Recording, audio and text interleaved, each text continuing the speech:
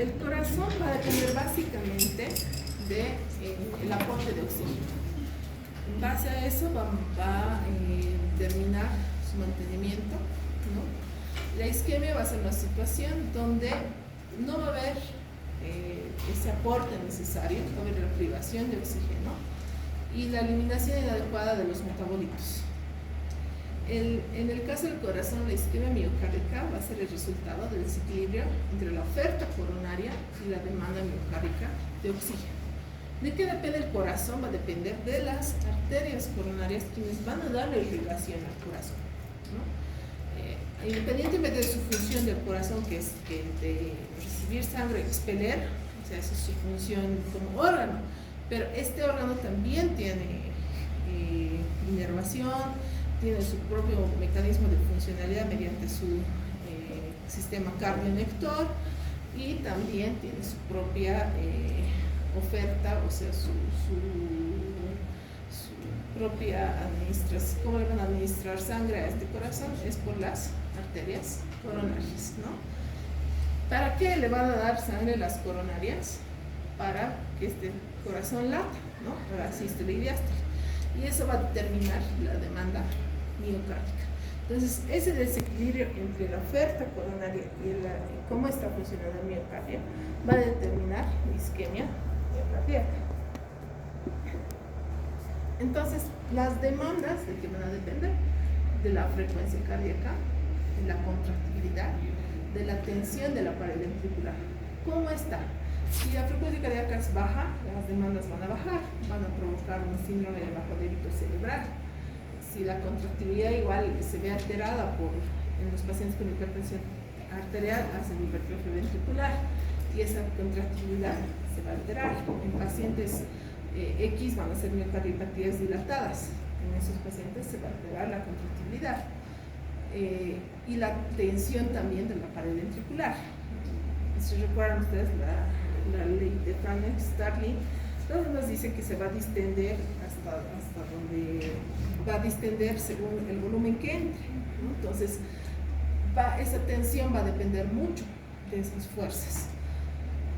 Versus la oferta, que habíamos dicho en primer lugar el flujo coronario. Y el flujo coronario va a ocurrir durante la diástole ventricular y depende de la presión de perfusión e inversamente de las arteriolas de los capilares intramiocardíacos, ¿no? O sea, va a depender cómo está funcionando ese corazón también el flujo coronario y la capacidad de la sangre de transportar suficiente oxígeno.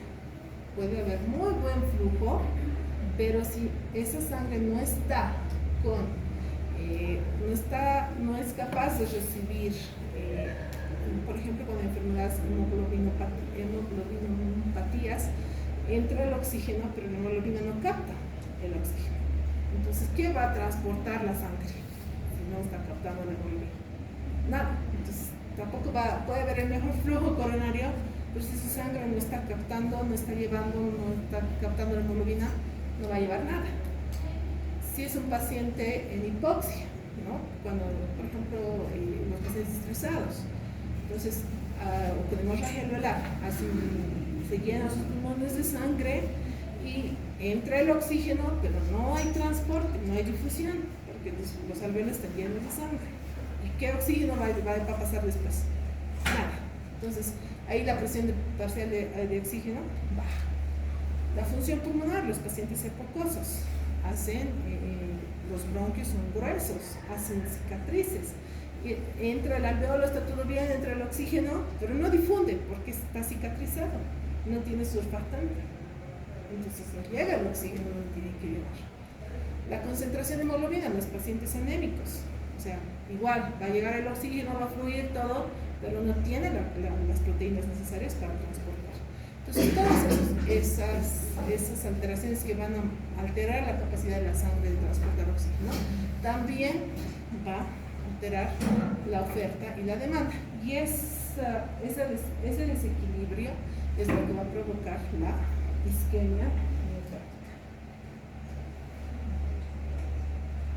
El flujo coronario, este tema más que las otras causas que habíamos hablado de hemoglobinopatías, anemia, EPOC y demás, se tiene que ver en sus diferentes temas.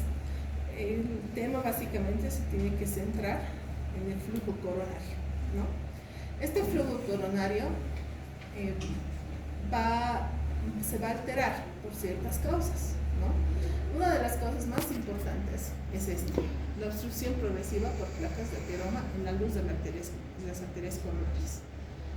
Esta misma placa ateromatosa puede provocar trombosis coronaria. En otros casos hay espasmos coronarios, en otros casos hay enfermedades de vasos arteriales, arteritis o embolias y disección de los vasos epicárdicos. Entonces, estas son las causas de por qué va a haber alteración del flujo coronario que va a provocar isquemia miocárdica. Ya hemos dicho, la más importante es la aterosclerosis coronaria. Entonces, la aterosclerosis coronaria, ¿qué es las coronarias? ¿Qué tendrían que hacer? No solo van a irrigar el corazón, sino que también mantienen, con este flujo de sangre, tienen que mantener un estado antitrombótico, tienen que hacer el control de la lesión celular y esos van a ser, y controlan el tono vascular cuando está bien el flujo coronario. Pero cuando no está bien, cuando empieza la aterosclerosis coronaria, ¿pueden abrir por favor? Cuando hay aterosclerosis coronaria, se va a alterar estas tres cosas que son importantes.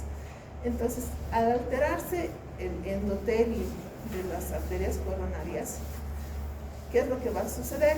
Facilita la vasoconstricción, o sea, el tono se va a alterar, va a haber más tendencia a la trombosis porque el estado antitrombótico que debería estar generalmente se altera. Va a haber una inapropiada interacción entre los monocitos y plaquetas con el endotelio, provocando aterosclerosis. Y finalmente, todo esto va a provocar que se forme la placa, y sobre la placa, esta misma placa como tal, provoca ya la obstrucción, ya provocando esa baja de consumo de oxígeno, o sea, baja aporte de consumo al corazón, provocando la isquemia. La isquemia como tal puede ser crónica, muy rara vez es aguda. En nuestro caso podría ser aguda en esos casos de espasmo coronario que hemos mencionado en la diapositiva anterior, pero estas isquemias miocárdicas son crónicas. ¿Por qué? Porque se tiene que formar toda esta placa para que se presente o se traduzca en un cuadro clínico de angina, ¿no? Tiene que haber toda una alteración de base. Las isquemias son crónicas. Si es aguda, ya pensamos en el espasmo. ¿Cómo inicia? Habíamos dicho que la principal patología de la alteración del flujo coronario es la aterosclerosis coronaria. Entonces tiene 7 etapas. La aterosclerosis coronaria, con una arteria normal, empieza aquí en la fase 2, un infiltrado de monocitos, linfocitos, células T y lípidos. En la fase número 3 hay la formación de la placa fibrograsa. Los monocitos se van a convertir en macrófagos, van a pasar al endotelio y van a fagocitar LDL. En la fase número 4, esta placa ya que se empieza a formar se vuelve ya vulnerable, crea moléculas de inflamación y también va a crear, habíamos hablado de inflamación, que la inflamación no solo es inflamación, que también es alteraciones de la coagulación, ¿verdad? Siempre va a estar metido ahí el famoso factor tisular, que va a ser un estímulo procoagulante, ¿ya? Esa es su función principal. Y en la fase número 5, todas esas alteraciones inflamatorias va a hacer que esta capa de la placa fibrograsa se vaya haciendo más delgada. Y en la fase número 5 se hace mucho más delgada y se expone todo lo que estaba ahí formado, porque aquí está atrapando los monocitos, los lípidos, los LDLs, y se hace delgada la capa y se expone. Y todo esto es pues proinflamatorio, ¿no? Entonces, y procoagulante. Entonces va a haber una respuesta aquí en la fase 5, va a empezar a formar el trombo. Una vez que el trombo va a pasar en la fase 6, reabsorción del trombo y respuesta cicatrizal. Esta placa fibrosa se calcifica, provocando aquí ya la sintomatología de angina estable, y ya en la fase 7, síndrome coronario agudo con nódulos calcificados y placas obstructivas.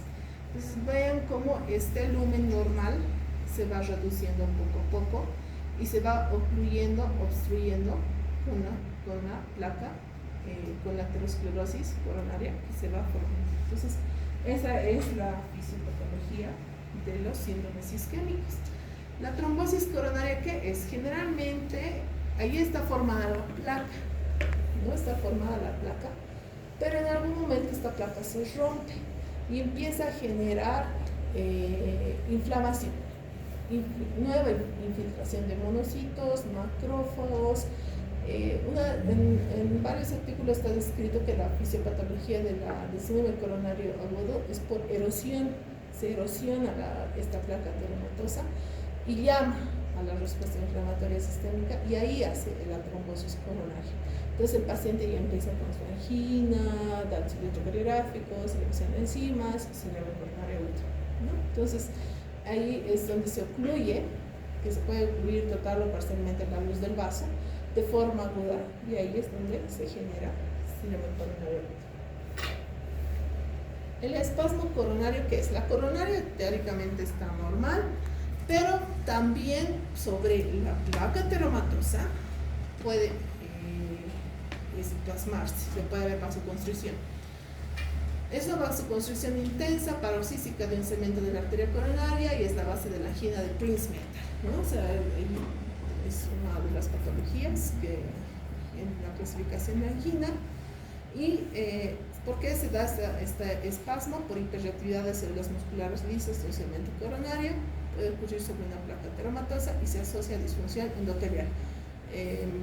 Imagino que en hipertensión arterial han debido hablar de cómo hay disfunciones endoteliales, etc. Ese mismo mecanismo participa en el espasmo coronario. Disfunción microvascular.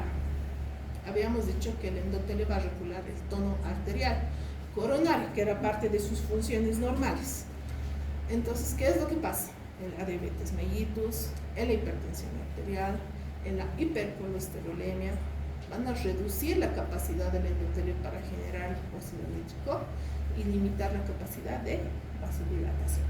Entonces, por eso cuando los pacientes son diabéticos, hipertensos, tienen hipercolesterolemia, síndrome metabólico, etcétera, etcétera, lo primero que hay que hacer es educarlos para que mejoren sus hábitos de estilo de vida. Ya luego se dan terapéuticas, antidiabéticos orales, antihipertensivos, hipocolesterolémicos, etcétera, etcétera, ¿no? Entonces, pero ya depende de esto, cuán educado sea el paciente. Cuando los pacientes vienen a la consulta, nuestro deber como médico de atención primaria de salud es educarlos, ¿no? Nosotros deberíamos ser buenos pacientes, pero no lo somos. O sea, si no lo somos, por lo menos que nuestros pacientes, seamos pacientes, educarlos y que cumplan, ¿no? Por muchos de nuestros pacientes que yo veo, por lo menos en la terapia intensiva, son de estos diabéticos, hipertensos, hipercolesterolémicos mal controlados. Cuando yo la cardióloga, el señor que se infartado, ay, qué se cosa, sí, no sé, así medio que es riéndose, y vos, ay, como que no el cardiólogo tiene que controlar su presión arterial, ¿no? Ya llegado por las nubes. Su diabetes tiene un hemoglobina glucosilada de 11.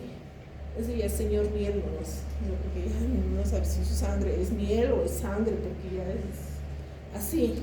Entonces, vienen al endocrinólogo.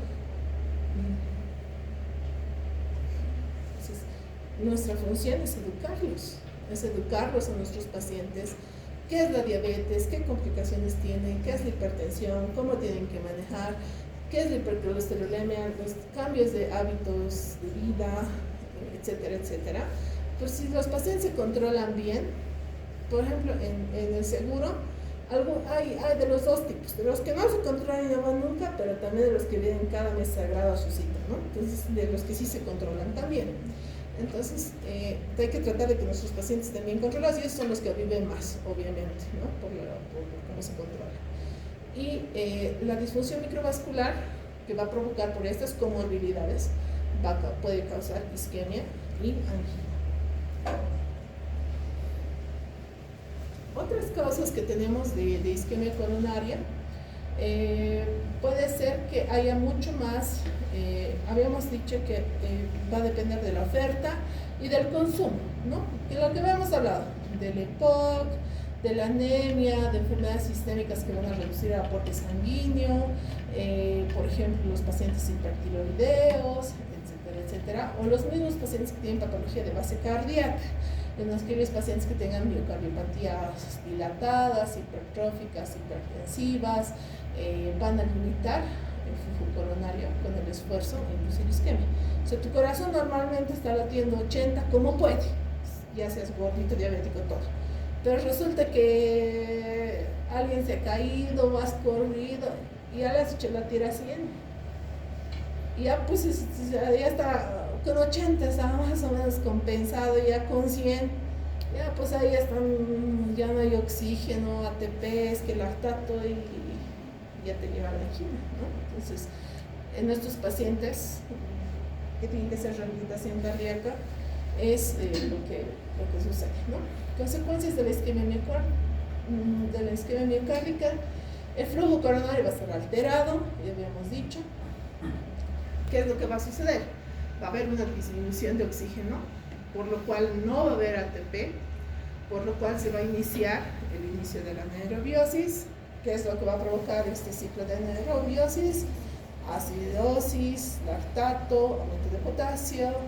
¿Esto qué va a hacer? Disminución de la relajación ventricular, disfunción diastólica, sistólica, se altera el potencial de acción, aparecen cambios electrocardiográficos, liberación de sustancias como la adenosina. Esta va a ser la principal, la que provoca, va a estimular las terminaciones nerviosas y va a provocar lo que nosotros conocemos como la angina o dolor de pecho. Necrosis celular, episodios repetitivos de isquemia ventricular, arritmia y muerte. Entonces todo esto es el ciclo que sigue, que se conoce como la cascada isquémica de isquemia miocárdica. El cuadro clínico, como se va a presentar nuestro paciente, va a ser un paciente que va a presentar dolor precordial, dolor torácico, dolor de pecho, como quieran llamarlo. El término adecuado es angina, ¿ya? Se puede presentar o con angina o con infarto. O sea, ya ambas presentaciones son las más frecuentes. En ocasiones la enfermedad puede presentarse sin dolor, insuficiencia cardíaca, arritmia grave o muerte súbita. Pacientes que se mueren y ya además en su casa que no han sabido por qué. La angina es eso, es un dolor, es una opresión o malestar, por lo general retroesternal, atribuible a isquemia miocárdica. ¿Y cuáles son sus características? Un dolor opresivo, te dicen, siento que tengo una pata de elefante en mi pecho, o sea que él está pisando un elefante porque es así un dolor opresivo. Retroesternal, o en la cara anterior del tórax, se irradia hacia los brazos, con más frecuencia hacia el lado al brazo izquierdo, al cuello y la mandíbula, ¿no? Y también se puede irradiar hacia la espalda. La angina, ¿cómo se clasifica?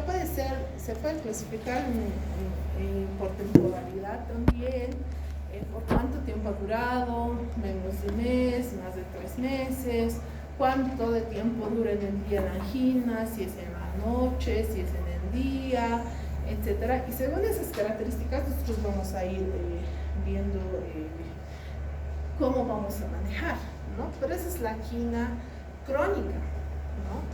Y también se puede clasificar desde el punto de vista de angina estable, que es aquella que se presenta durante esfuerzos. Lo que les había dicho, es un paciente gordito, diabético y demás, que camina normalmente, va de su casa al minibús y va al camino normalmente, y esa es normalmente su actividad. Pero el momento que ha corrido tras el bus o que ha hecho algún esfuerzo, ya presenta su angina. Y una de sus características es que alivia en el reposo o que cede a medicamentos. Estos pacientes generalmente toman nitratos. ¿Ya? La otra clasificación incluye la angina inestable. ¿Qué significa? Que está normal, el paciente está almorzando, está tranquilo, no ha hecho ningún esfuerzo y le da dolor. O le da dolor en la mañana, o le da dolor en la noche, no tiene un patrón, no sé de medicamentos, dura mucho. Esa es la clasificación de angina inestable. Y finalmente la angina variante, que es la clásica, la de Prince-Metal, que se da en horario nocturno, alivia con el reposo. Los pacientes están en la cama, ya saben que es noche, le duele, se sienta, espera que le pase y ya se vuelve a dormir. Es la característica de la angina variante. Pero existe la clasificación de la Sociedad Canadense Cardiovascular, que clasifica en 4 grados. El primer grado es la actividad física habitual, que no causa dolor, aparece con esfuerzos extenuantes. La otra, que en el grado 2, leve actividad física, aparece el dolor, no puede subir más de un piso. La grado 3, limitación funcional, que se presenta al subir un piso, un paso normal. Y la 4, para llevar cualquier actividad física sin aparición de angina, el dolor aparece en reposo, ¿no? Entonces son las variantes. ¿Cómo se trata la angina? Posible angina después de una enfermedad coronaria, se hace el examen físico, se analiza el electrocardiograma, se hace una prueba de estrés o una tomografía, se descarta o se confirma el diagnóstico, se puede hacer una prueba de una ecocardio, una tomografía, una coronografía, se hace el tratamiento, se controla que no haya arritmias, y si no hay mucha respuesta a eso, se hace una coronografía con revascularización, ¿no? Entonces, básicamente ustedes tienen pacientes con angina, con terapia, una ecocardio, y normalmente al cardiólogo ya hasta ahí va su parte, ¿no? Eso es en la parte crónica. ¿Qué es lo que pasa cuando estos pacientes hacen episodios agudos? Hacen un síndrome coronario agudo. ¿Qué es el síndrome coronario agudo? Es parte del espectro clínico de la cardiopatía isquémica inestable, ¿no? En la que hay isquemia, pero puede haber necrosis del miocardio. ¿Y por qué está causado? Por una rápida obstrucción de la arteria coronaria como consecuencia de la ruptura de una placa ateromatosa y trombogénesis, lo que ya habíamos hablado previamente. Sin embargo, hay estudios patológicos, o sea, anatomopatológicos en cadáveres, que muestran que hay trombos sin ruptura de la placa. Hay algún mecanismo que no está bien identificado, que pese a que está la placa intacta, hacen trombos los pacientes. Y se ha reconocido que la erosión, que no necesariamente la placa se tiene que romper, sino que a veces con una simple erosión ya es suficiente para provocar las calcificaciones y provocar un síndrome coronario. El síndrome coronario agudo se va a dividir en 3, con elevación del ST, sin elevación del ST y la angina inestable. Entonces, el espectro va a ser ese, ¿no? Nosotros nos llega al paciente la presentación clínica, que puede ser oligo o asintomático, pacientes que vienen con síntomas mucho más fuertes, con síntomas con dolor de pecho, o que pueden llegar ya con shock cardiogénico o en parada, ¿no? Estas son las presentaciones que nos pueden llegar. ¿Y cómo va a estar el electro? Por eso, uno de los puntos principales que ustedes tienen que saber interpretar un electrocardiograma, ¿no? Porque si no saben, no van a saber en qué espectro del síndrome coronario está. Está normal, está con depresión del ST, elevación del ST, o está con arritmias. Y ahí vamos a clasificar, es un síndrome coronario sin elevación o con elevación. Y en base a esto vamos a definir el diagnóstico, en base al diagnóstico final, ¿qué vamos a hacer? La cuarta definición universal, así lo llaman los cardiólogos, del 2018, cataloga al infarto en 5 tipos, ¿ya? El término infarto agudo de miocardio se debe usar cuando hay daño miocárdico agudo, con evidencia clínica de isquemia miocárdica y detección y aumento de caída de los valores de troponinas, con al menos un valor por encima del límite superior percentil 99, al menos de las siguientes condiciones. Cuando yo voy a decir que el paciente está infartado, cuando tiene síntomas de isquemia miocárdica, lo que habíamos hablado, cuando tiene angina. Cuando hay cambios isquémicos en el electrocardiográfico, cuando hay elevación del esteo infradesnivel, ¿no? Cuando hay aparición de endoscopatológicas, que también hemos visto. Cuando hay evidencia por imagen, podemos hacer una ecocardio para ver si hay miocardio viable o no. Y cuando hay alteraciones que hemos dicho enzimáticas. El infarto tipo 1 es post-mortem. Se ha demostrado que hay aterotrombosis según la arteria culpable. O sea, este infarto solo se diagnostica en las autopsias. El tipo 2 por desequilibrio miocárdico entre el aporte y la demanda de oxígeno no relacionado con la aterotrombosis, por ejemplo los pacientes hipocosos. ¿Ya? Tipo 3 es la muerte cardíaca de pacientes con síntomas compatibles con isquemia miocárdica o cambios isquémicos presuntamente nuevos en el ECG antes de disponer los valores de troponinas o que estos estén alterados. El tipo 4, que esta es la mayoría de los pacientes que tenemos, ¿no? Tipo 4 relacionados a la intervención coronaria percutánea. Hay pacientes que van a la ICP, intervención coronaria percutánea, y después de eso hacen un nuevo episodio de trombosis. Entonces es el infarto tipo 4, y el 4 es post-cirugía. Te operan de un bypass, no te han operado todo, pero vuelve a ser trombo ahí, y ese es el tipo 5. El tipo 4 puede ser B por trombosis del stent y el 4C por estenosis. Ambos cumplen criterios para el tipo 1 cuando ya se muere. La demostración post-mortem en trombo cumple los criterios del tipo 4A o 4B si se asocia a un stent. El término de IAMS ocurre dentro de los 28 días del episodio, índice recurrente cuando ocurre posteriormente. ¿Cuáles son los factores de riesgo para enfermedad coronaria? Existen factores de riesgo no modificables y modificables. Los no modificables de sexo masculino, edad de más de 45 años en varones o posmenopáusicas en mujeres, antecedentes familiares de cardiopatía isquémica precoz. Los modificables, que son los en los que deberíamos incidir en la atención primaria en salud: tabaquismo, hipertensión, diabetes, hipercolesterolemia, obesidad, sedentarismo, y ahí está, ¿no? Obesidad especialmente abdominal, hiperhomocisteinemia, hiperlipidemia, hiperlipoproteinemia A, hiperproteinemia reactiva, aumento del factor peptidoglicético, esto del GI o proteinuria no modificable, inflamación crónica, hiperparatiroidismo.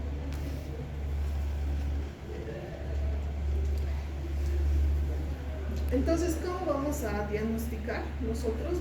Tiene que tener 3 cosas: síntomas de isquemia, laboratorios y electrocardiograma.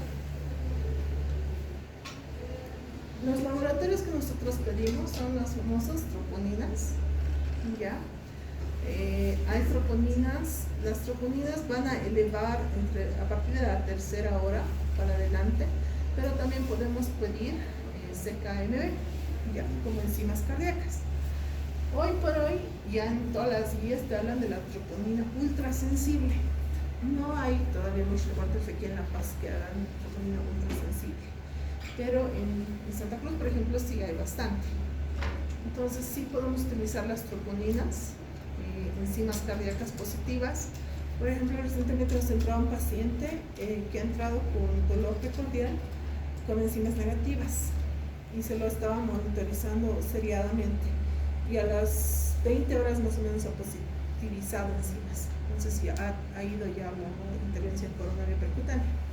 Entonces para eso nos sirven las enzimas, para monitorizar estos casos de angina, o si es que ya salen de enzimas positivas de entrada, directamente ya pasan a la ICP.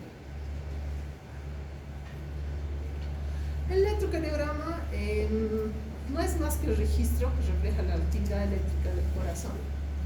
Se toma mediante un aparato que se llama electrocardiógrafo. Es un aparato diseñado para mostrar la dirección y magnitud de las corrientes eléctricas producidas por el corazón. El electrocardiograma va a tener cables de conexión aparato al paciente, 4 cables a las extremidades, que son estos, ya, y 6 cables en la región precordial, que son estos, de B1 a B6. Pueden venir por colores o también vienen por letras. Vienen right arm, RA, left arm, LA, foot right, foot left, así. ¿Ya? Entonces viene en inglés, así vienen sus iniciales, y uno le coloca a este electrodo. No sé si tienen, pero deberían practicar tomar el electrocardiograma, porque es algo básico que tendrían que saber. Creo que tienen aquí en sus laboratorios. Ponen alcoholcito, aquí lo limpian con alcoholcito y lo ponen aquí a los brazos, izquierda, derecha, en los pies también, le destapan los tobillitos, lo limpian ahí. Y luego colocan las derivaciones, ¿no? De B1 a B6. ¿Dónde se colocan? O sea, esto parece un poco medio chistoso, pero luego cuando vas al interno, vas de letra. Doctora, ¿dónde se colocan? Así vos, ya.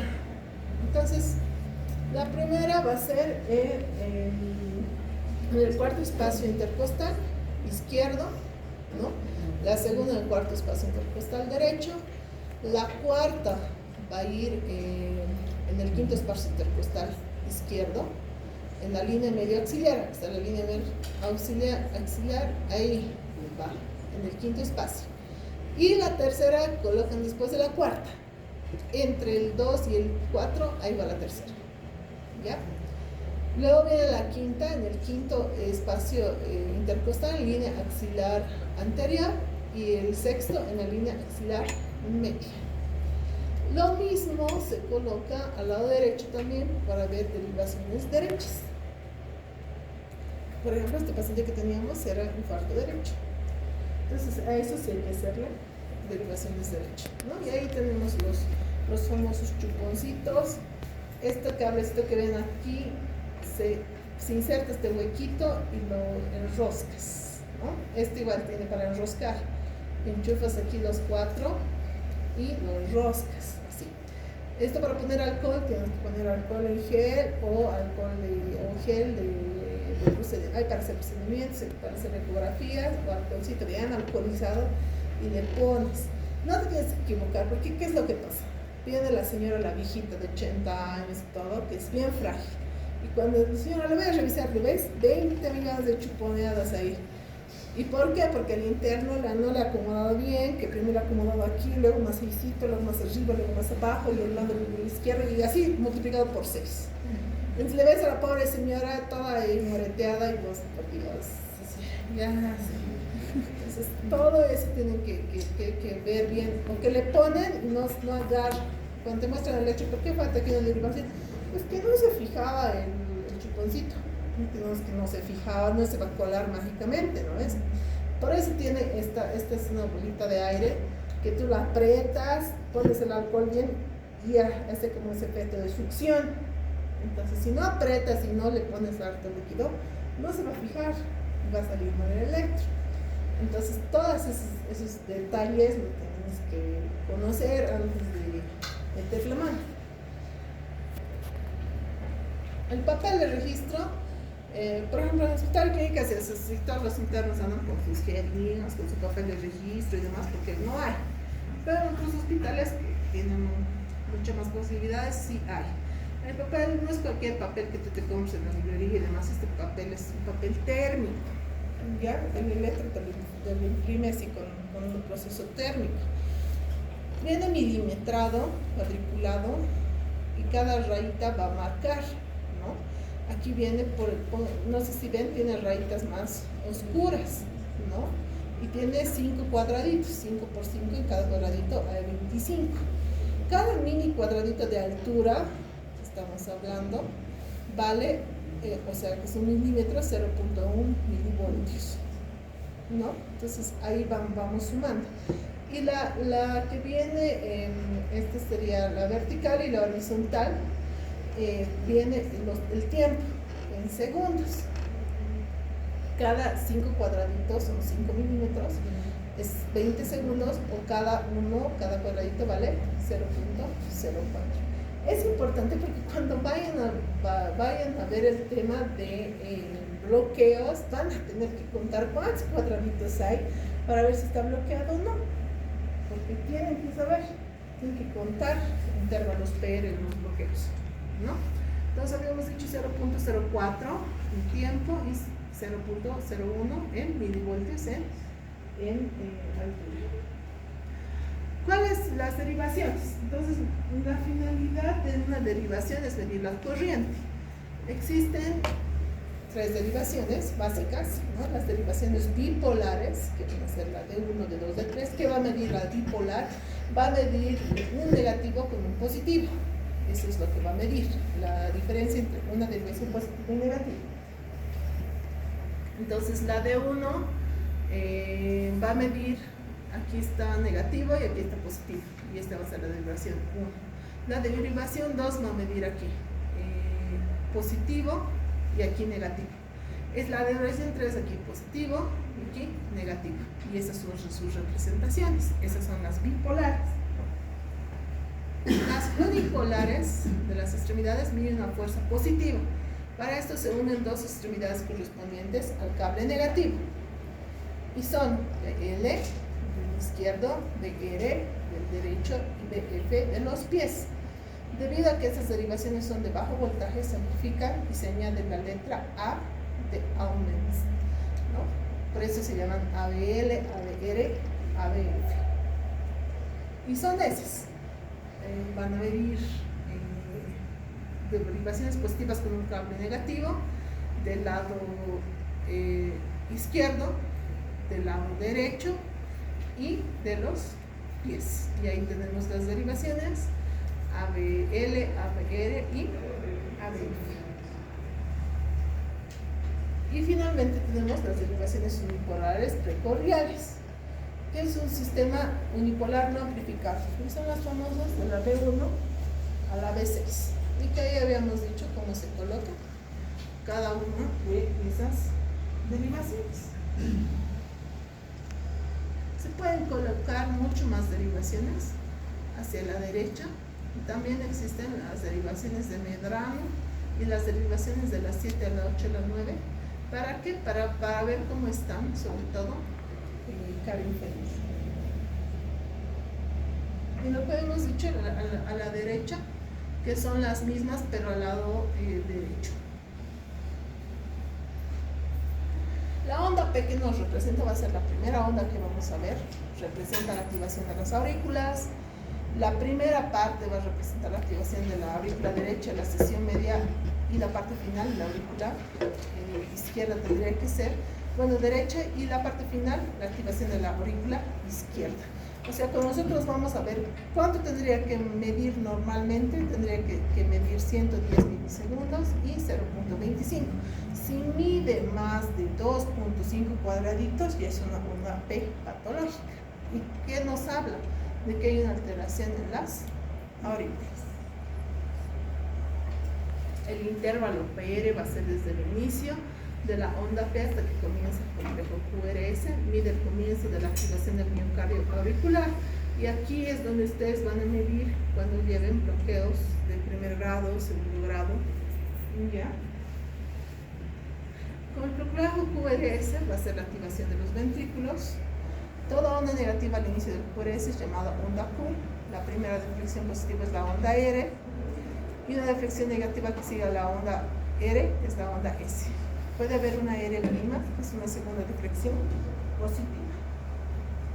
Y así se puede, uno se imagina que el PQRST es en todas las derivaciones, y no, cada derivación tiene una morfología diferente.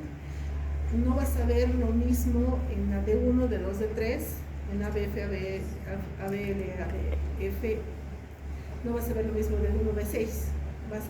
Vas a ver el mismo corazón, pero proyectado en diferentes formas.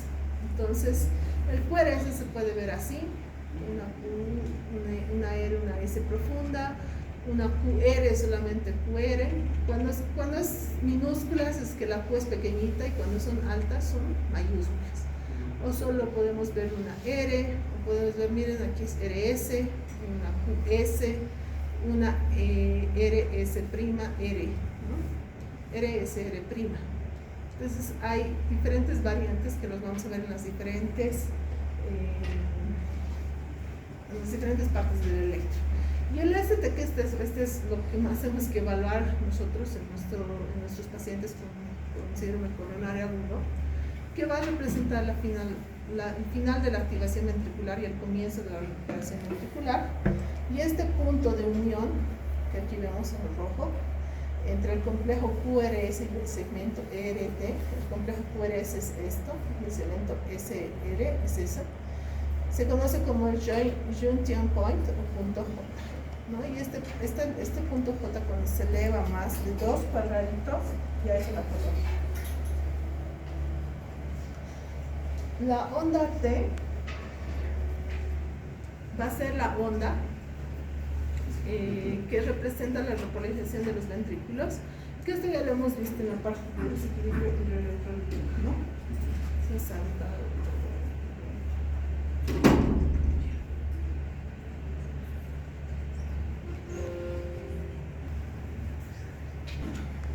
Lo que a nosotros nos importa en esta clase es ver cómo está el segmento ST y la onda Q. La onda Q normalmente no debería ser más del 25% de la onda R. Aquí vemos que mide esta onda R 4 cuadraditos. No debería medir más de un cuadradito. Y esta onda Q es normal porque está medio cuadradito. Entonces no debería medir más del 25%. Cuando ya esta onda Q se vuelve más profunda, ya es patológica y es propia del síndrome coronario agudo. Y el ST no debería estar elevado. El punto J debería estar ahí, pero si se eleva hasta un cuadradito lo aceptamos, pero si se empieza a elevar más, ya es patológico. Lo que nosotros tenemos que ver en el electro básico, ¿está el ritmo cardíaco sinusal? ¿Sí o no? Y si está con infarto. Y de referencia, reconocer las arritmias básicas, que solo tienen que ver en la clase de arritmias. El ritmo cardíaco normal tiene que haber una onda P que precede al complejo QRS, porque habíamos dicho que primero va a representar las aurículas y después el ventrículo, y así tiene que ser, porque si no hay onda P, ya estamos hablando de arritmias. Onda P sin variación en la morfología en la misma derivación, intervalo PR constante, un intervalo PP constante, una onda P positiva en D1, D2, ABF, onda P negativa en ABR, y una onda P con altura menor de 2.5 con una duración de menos de 0.2. Esas son las características de un electrocardiograma normal. Entonces, en ABR va a ser negativa, ¿no? Habíamos dicho, la onda P. Entonces vemos una onda P normal, QRS, T, otra vez P y demás. Ven que la onda P va a preceder a todo el complejo QRS, de 1, de 2. Aquí tal vez un poquito alta la T, pero no es nada patológico. En la derivación 3 también, en ABR van negativas las ondas, no nos asustamos. Cuando ya vemos ondas negativas en otras derivaciones, ya nos da datos de isquemia, ¿ya? En ABL, ven cómo están en ABF, las ondas en B1, B2, B3, B4, B5, las ondas R que son altas y las S también, ¿no? Eso es lo común, que las R sean un poco bajas en derivaciones de 1, B3, altas en B4, B5, B6. Y este es su D2 largo para que nosotros vayamos a calcular frecuencia. La frecuencia se puede calcular contando cuántos cuadraditos hay aquí. Contamos cuántos cuadraditos hay, si hay 20, 1500 dividimos entre 20 y nos va a dar 75, la frecuencia está en 75 y así ese es el término más ideal para contar la frecuencia cardíaca, porque cuando rotas tu cardio te vas a decir aquí está, te va a dar el cardiólogo electro y ya cuánta es su frecuencia, en qué eje está, es ritmo sinusal o no, y si tiene una patología, cuál es la patología más probable, ¿no? El infarto con elevación del ST de una pared inferior, vamos a ver derivaciones inferiores de 2, de 3 ABF.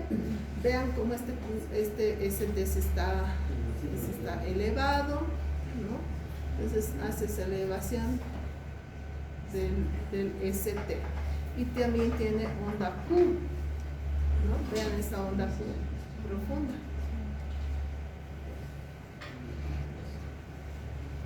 ¿Para qué nos sirve el electro? Para decir si hay infarto o no, pero también nos va a dar una idea de en qué lugar está ese infarto.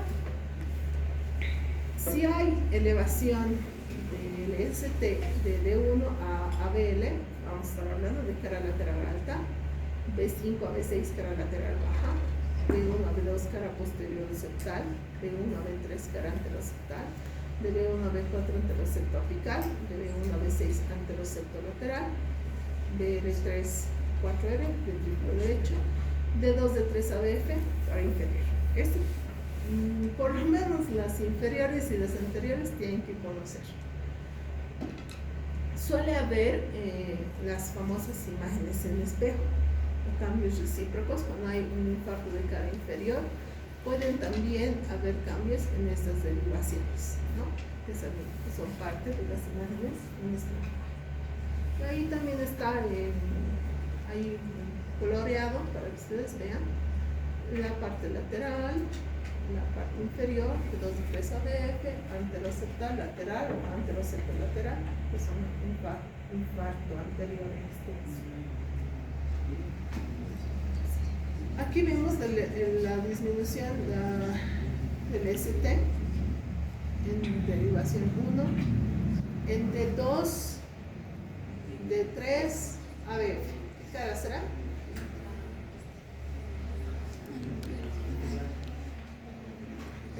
Es un infarto de cara inferior. Tiene espejo también aquí, miren, el B1, aquí en B2 y B3. Aquí ha disminuido el ST, pero no es tan llamativo. Aquí está su espejo de esto. Y realmente el infarto está aquí, de cara inferior.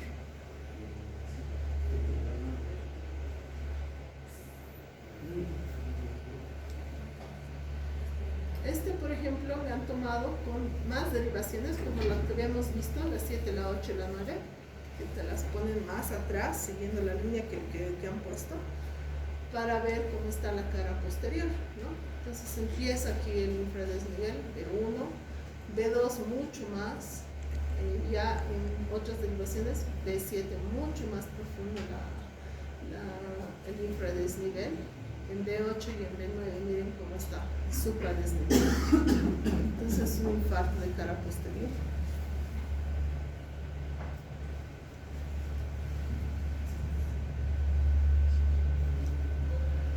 En este vemos, van a ver también en el tema de arritmias, el sistema cardiovertor va a estar en el nódulo sinusal y va a bajar, va a tener la conducción auriculoventricular y va a tener las ramas del haz de His, ¿no? Entonces el haz de His izquierdo y el haz de His derecho, porque va a ir hacia ambos lados. Entonces hay patologías donde se va a alterar o el derecho o el izquierdo, y hay el bloqueo completo o incompleto de rama izquierda del haz de His, así se llama. Este es un bloqueo de rama izquierda, ¿no? Por eso ven aquí esa onda R ya me he olvidado qué se llama, pero no somos como un biselado que tiene ahí, que hace trastornos de la conducción. Ven como este piquito, este es clásico de los bloqueos de rama. Entonces, sobre un bloqueo de rama izquierda ha hecho un infarto, por eso no se ve tan normal. Los QRS, lo característico de los bloqueos es que los QRS también son anchos. ¿Ven cómo están anchos? No está ancho esto por el infarto, está ancho por el bloqueo de base que tiene. Pero ya vemos aquí en B1, B2 y B3 que ha elevado bastante el punto J, ¿no? Entonces puede ser considerado, y hasta B4, un bloqueo anteroseptal, ¿no? Un infarto anteroseptal más un bloqueo de rama izquierda.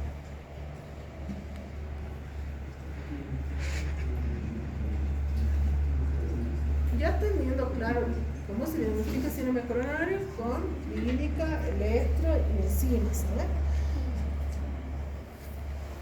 Tenemos que hacer la disquisición diagnóstica que puede ser paciente que solo tenga angina, que tenga una estenosis aórtica, una cardiopatía hipertrófica, una pericarditis, una distensión aórtica, espasmo esofágico, gastritis, pancreatitis, colecistitis, embolismo pulmonar, neumotórax, pleuritis. ¿En qué pacientes hay que tener cuidado? En los pacientes abuelos. Esos pacientes siempre se infartan y nadie se da cuenta. ¿Y cómo llegan los pacientes? Me duele mi estómago. Digo, todavía no hay omeprazol, pero no es eso, es infarto inferior, ¿no? Entonces, siempre hay que revisar, hacerles electros a esos pacientes.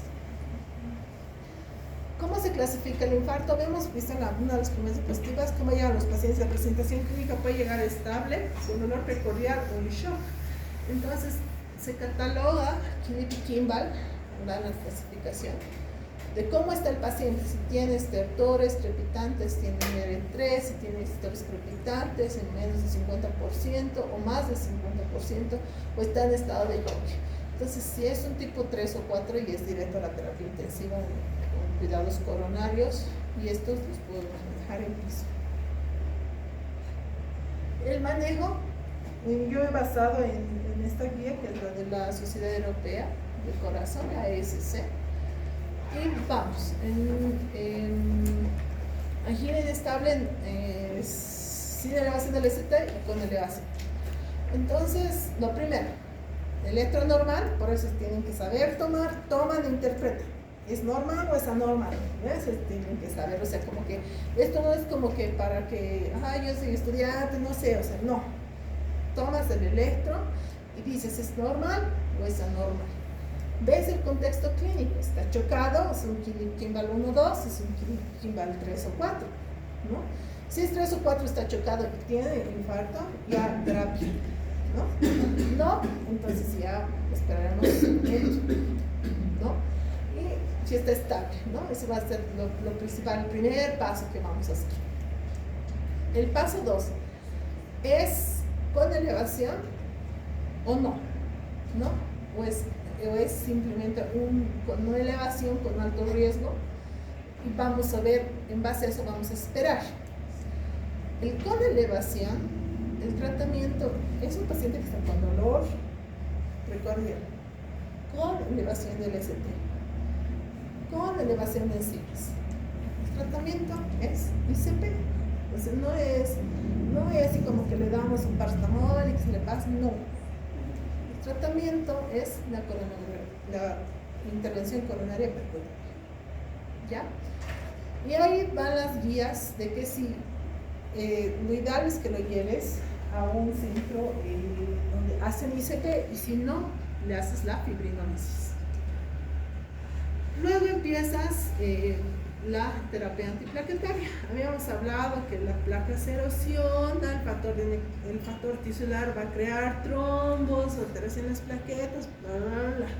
Pues todo eso tiene que ver y empezar la terapia antiplaquetaria, ya sea con aspirina o con inhibidores de la P2 y el 12, ¿no?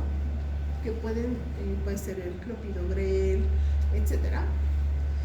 Empezamos el tratamiento, las dosis de carga son 300 miligramos de aspirina y 600 de clopidogrel, y se inicia la terapia anticoagulante. El trombo ya está formado. ¿Con qué se va a alisar? Con los fibrinolíticos. Entonces, ahí es el tratamiento, o le haces ICP o le das fibrinolíticos. Pero también el trombo ya está formado, y ese trombo va a estimular la formación de más trombos. ¿Por qué? Porque van a estar circulando factor tisular, van a estar circulando factores protrombóticos. Entonces, ¿qué damos? Anticoagulación. Entonces, ¿cómo puede ser la anticoagulación? Con heparinas fraccionadas, heparinas de bajo peso molecular, fondaparinux. Lo que nosotros tenemos en el medio son las no fraccionadas, la heparina sódica, y las heparinas de bajo peso molecular, la enoxaparina.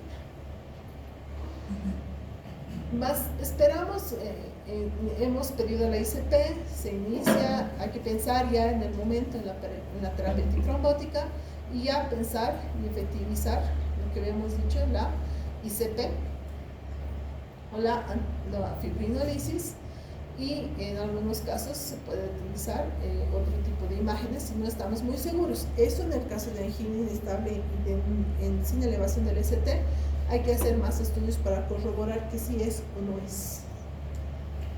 Y a la prevención secundaria, mantenimiento, que se da por lo menos un año de mantenimiento de terapia antitrombótica, terapia para bajar el colesterol. Tienen que dejar de fumar el paciente. En países desarrollados, uno de los principales casos son pacientes que fuman. Rehabilitación cardíaca, factores de manejo de riesgo y consideraciones psicosociales.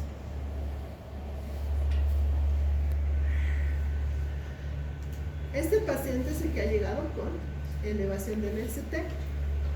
Llega el paciente al hospital o nos han llamado a emergencias y tenemos que definir si tenemos centro. Bueno, por lo menos en Europa ellos tienen centros de ICP o de PCI al momento, digamos, hay uno aquí, uno más allá y demás.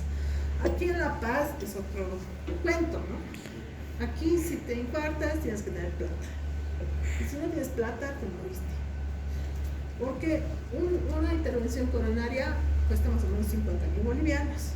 Si eres diabético y demás, hasta 80.000. ¿Ya? Sí, hay buenos cardiólogos intervencionistas, pero cuesta. Entonces, si no tienes plata, ya sonaste. Si llegas al tórax, ahí, nuestro instituto del tórax no es resolutivo, no tiene cardiología intervencionista, no te trombolizan, es una desgracia. Entonces, una de las mejores es que por privar te consigas tu cardiólogo intervencionista y te haga, o que tu seguro tenga convenios con los cardiólogos intervencionistas, ¿no? Y si no, pues por el SUS y demás no tienes opciones. Lo ideal es que te lleven al centro de PCI, por ejemplo, el obrero si tiene centro PCI, ahí trabajan los cardiólogos intervencionistas, pero tu suerte también si te infartas de 8 a 2, porque así trabajan los hijos de los horarios. Si llegas en la tarde, en la noche ya se días te ampare, ¿no? Hasta que llegue la intervención. Entonces así son las cosas, pero teóricamente en el primer mundo tienes que llevarle, si hasta 120 minutos es lo que te dan el tiempo, si hasta 120 minutos logras llegar a un centro PCI, llegas y te hacen la PCI.